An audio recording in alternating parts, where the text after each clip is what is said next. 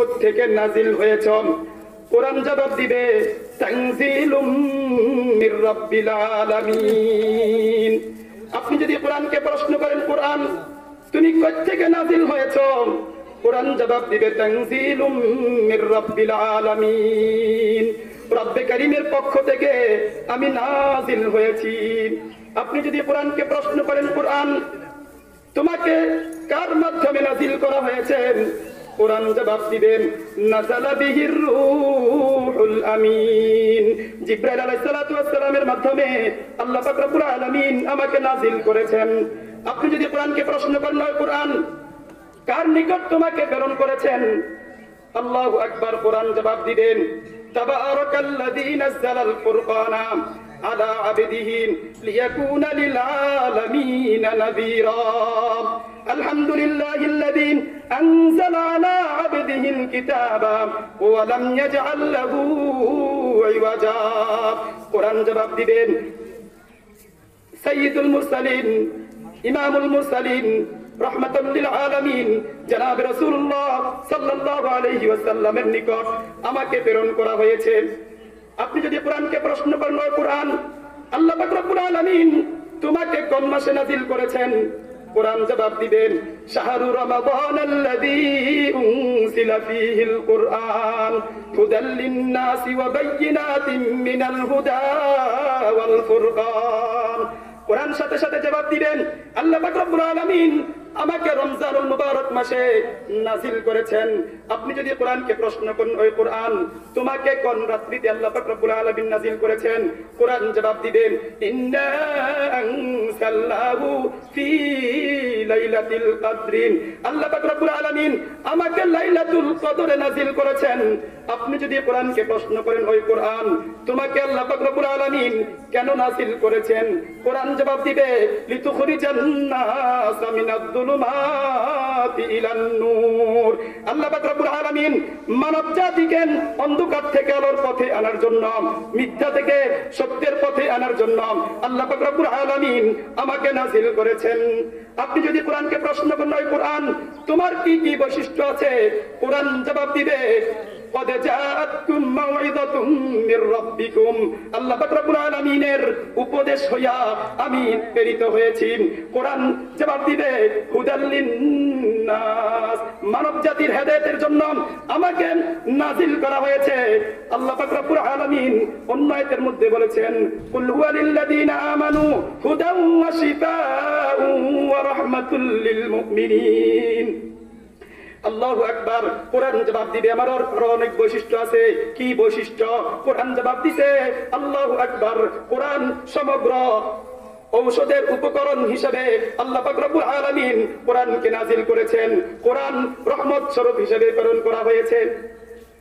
আপনি যদি প্রশ্ন করেন, কোরআন তোমার এত বৈশিষ্ট্য, তুমি মাউইযাতুম মির রাব্বিকুম, তুমি রাহমাতুল লিল মুমিনিন, তুমি হুদাল লিন-নাস, তোমার এত বৈশিষ্ট্য, তারপরেও তো কিছু মানুষ তোমাকে গ্রহণ করে না, কিছু মানুষ তোমাকে দেখতে পারে না। কোরআন জবাব দেয় ওয়াল বালাদুত তাইয়িবু ইয়াখরুজু নাবাতুহু বিইذনি রাব্বি ওয়াল্লাযী খাবুথা লা ইয়াখরুজু ইল্লা নাকিদা।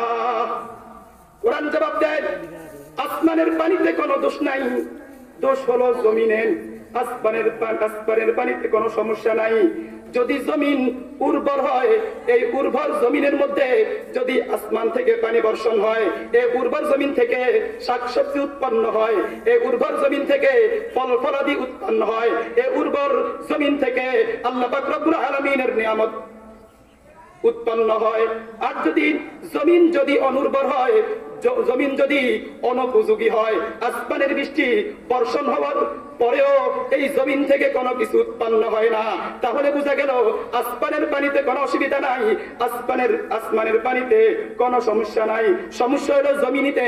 ঠিক তেমনি হবে যাদের অন্তরটা মাওলা পাকের মহব্বতে ভরপুর, যাদের অন্তরটা আল্লাহু আকবার ঈমানে ভরপুর, যাদের অন্তরটা রাসূলের মহব্বতে ভরপুর, তারা কোরআনকে দেখা মাত্র কোরআনকে চুম্বন করে, কোরআনকে ইজ্জত করে, কোরআনকে সম্মান করে, কোরআনকে তেলাওয়াত করে, কোরআনকে বুকে ধারণ করে।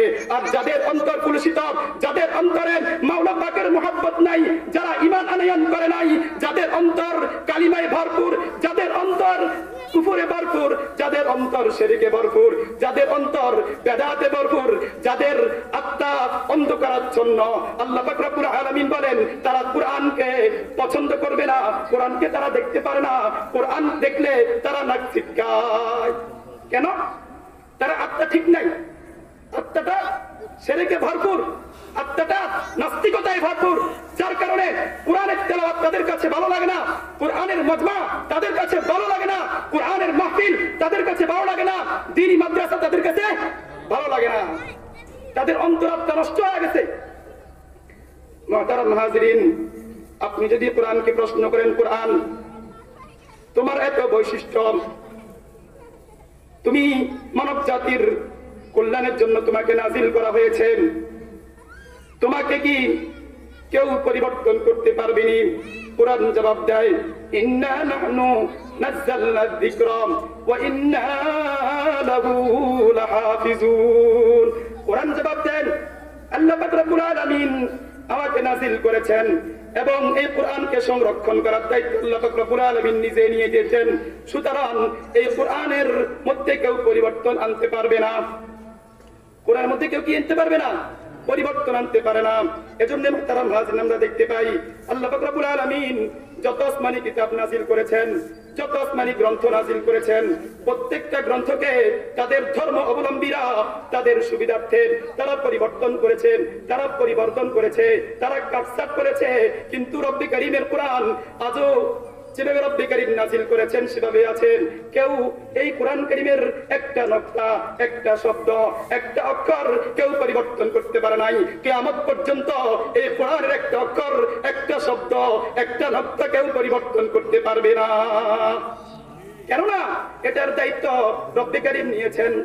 তারপরে যদি কেউ প্রশ্ন করেন এটাকে কেউ কি পরিবর্তন করতে পারবে? কোরআন সূরাতুল আনআমের 115 নম্বর আয়াতের মধ্যে বলেছেন, ওয়া তাম্মাত কালিমাতু রাব্বিকা সিদকান ওয়া আদলা লা মুবাদদিলা লিকালিমাতি ওয়া হুয়াস সামিউল আলিম। কোরআন জবাব দেয় রব্বে কারীমের প্রত্যেকটা কথা, রব্বে কারীমের প্রত্যেকটা নিউজ, রব্বে কারীমের প্রত্যেকটা সংবাদ এটা শতভাগ সত্য এবং এটা ইনসাফের দৃষ্টিকোণ থেকেও শতভাগ সঠিক। এটার মধ্যে কেউ পরিবর্তন আনতে পারবে না।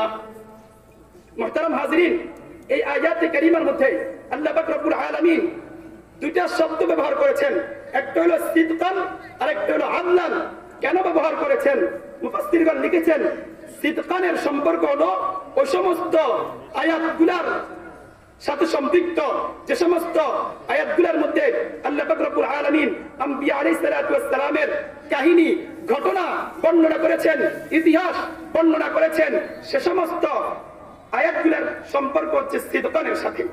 তার মানে রব্বে কারীম সিদকান শব্দ ব্যবহার করে এটাই বুঝাইতেছেন যে রব্বে কারীম কোরআনুল কারীমের মধ্যে যত ইতিহাস, যত আম্বিয়া আলাইহিস সালাতু ওয়াস সালামের ঘটনা রব্বে কারীম নাযিল করেছেন, কোন ঘটনার মধ্যে মিথ্যার কোন মিশ্রণ নাই, মিথ্যার কোন কি নাই, মিশ্রণ নাই। রব্বে কারীম যত ঘটনা কোরআনুল কারীমের মধ্যে বর্ণনা করেছেন, প্রত্যেকটা ঘটনা, প্রত্যেকটা ইতিহাস শতভাগ সত্য, সত্যতার দিক থেকে শতভাগ সত্য, ইনসাফের দিক থেকে, ইনসাফের দৃষ্টিকোণ থেকে শতভাগ সত্য।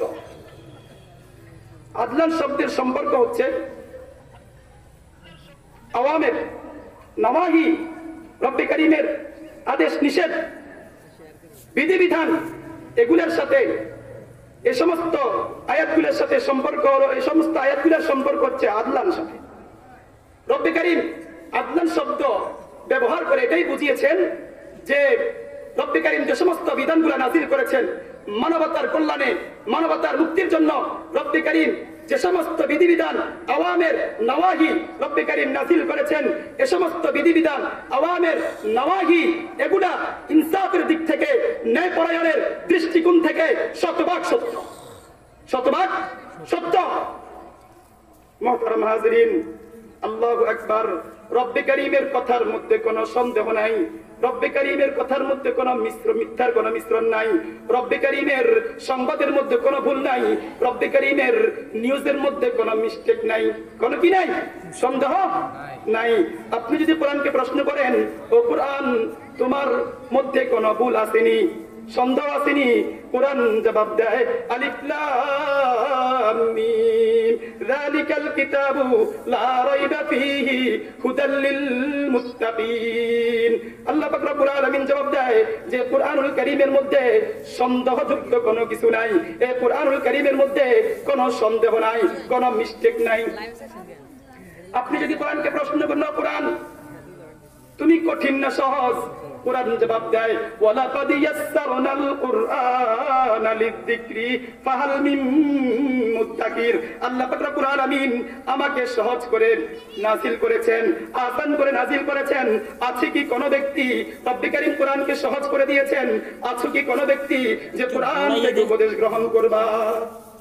আপনি যদি কোরআনকে প্রশ্ন করেন, কোরআন তোমাকে কিভাবে তেলাওয়াত করতে হবে, কোরআন জবাব দেয় ওয়ারাতিলিল কুরআন তারতিলা, আমাকে তারতিলের সহিত তেলাওয়াত করতে হবে, আমাকে কি তারতিলের সহিত তেলাওয়াত করতে হবে। তো মুহতারাম হাজিরিন, বলতেছিলাম বর্তমান 700 কোটি মানুষের দৈনন্দিন যত সমস্যা হচ্ছে, কিয়ামত পর্যন্ত যত সমস্যা হবে, যত সমস্যা সম্মুখীন হবে, প্রত্যেকটা সমস্যার সমাধান আল্লাহ পাক রব্বুল আলামিন কোরআনের মধ্যে দিয়েছেন। এমন কোনো কিছু নাই যেটা কোরআনুল কারীমের মধ্যে নাই, এমন কিছু, এমন কোনো বর্ণনা নাই, এমন কোনো জিনিস নাই যেটা কোরআনের মধ্যে রব্বে কারীম আলোচনা করেন নাই। রব্বে কারীম বলেছেন তিবিয়ানাল লিকুল্লি শাই, প্রত্যেকটা জিনিসের বর্ণনা রব্বি কারীম কোরআনের মধ্যে দিয়ে দিয়েছেন। রব্বি কারীম কোরআনের মধ্যে বর্ণনা করেছেন। আমাদের কিছু বুদ্ধিজীবী আছে, তারা কয় কোরআনের মধ্যে তো রাজনীতি দেখি না, কোরআনের মধ্যে তো অর্থনৈতিক কোনো ব্যবস্থা আমরা দেখি না। মুহতারাম হাজিরিন, এরা কিভাবে দেখবে? এরা তো কানা, এরা তো আসলে বুদ্ধিজীবী না, এরা তো বুদ্ধি বিক্রি করে তারা খায়, এজন্য তারা দেখতে পায় না কোরআনের মধ্যে রব্বি কারীম রাজনীতির আলোচনা করেছেন। রব্বি কারীম কোরআনের মধ্যে এরকম ভাবে রব্বি কারীম অর্থনৈতিকের কথা বলেছেন, সব কিছু বর্ণনা রব্বে কারীম কোরআনের মধ্যে দিয়েছেন। যার কারণে তারা বলেন ধর্মীয় রাজনীতি নিষিদ্ধ করার তারা ষড়যন্ত্র করে, তারা প্ররোচনা দেয়, এরকম ভাবে ধর্মীয় রাজনীতি নিষিদ্ধ করার জন্য তারা প্রপাগান্ডা চালায়। মুহতারাম হাজিরিন, ধর্মীয় রাজনীতি যদি না হয় এই পৃথিবীর মধ্যে কোন রাজনীতি চলতে পারে না। মুহতারাম হাজিরিন, তারা বলেন ওলামায়ে কেরাম কেন রাজনীতি করবে, ওলামায়ে কেরাম কেন ক্ষমতা নিয়ে কথা বলবে, ওলামায়ে কেরাম আবার কিভাবে শাসন করে? মুহতারাম হাজিরিন, পরিষ্কার কথা হচ্ছে, মুহতারাম হাজিরিন, যারা ঈমান আনয়ন করেছে, যারা ইসলাম ধর্ম গ্রহণ করেছে, যাদের অন্তর রব্বে কারীমের মহব্বতে ভরপুর, যাদের অন্তরে রাসূলের মহব্বতে ভরপুর, আল্লাহর এই জমিনের মধ্যে একমাত্র তাদের রাজনীতি করার আছে, অধিকার আছে। আর কোন কুলাঙ্গারের রাজনীতি করার অধিকার থাকতে পারে না, থাকতে পারে না। যারা নামাজ পড়ে, যারা রোজা রাখে, যারা হজ করে, যারা যাকাত দেয়, যারা ইসলামের প্রত্যেকটা নীতিমালা মেনে চলে, তাদের যদি রাজনীতি করার অধিকার না থাকে, আর কোন কুলাঙ্গারের বাংলা জমি রাজনীতি করার অধিকার না। স্পষ্ট কথা। তো মুহতারাম হাজিরিন, বলতেছিলাম এই কোরআনুল কারীমের মধ্যে কোনো সন্দেহ নাই, এই কোরআনুল কারীমের মধ্যে কোনো ভুল নাই। কোরআনুল কারীমের প্রত্যেকটা কথা, প্রত্যেকটা বিধান সত্যতার দিক থেকে 100% সত্য।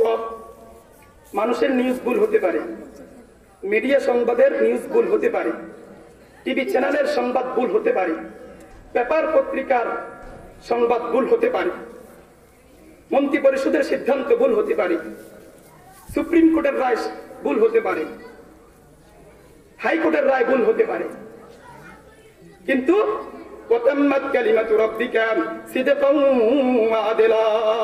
রব্বে কারীম পরিষ্কার ভাষায় বলেছেন যে রব্বে কারীমের কোনো কথা মধ্যে ভুল নাই।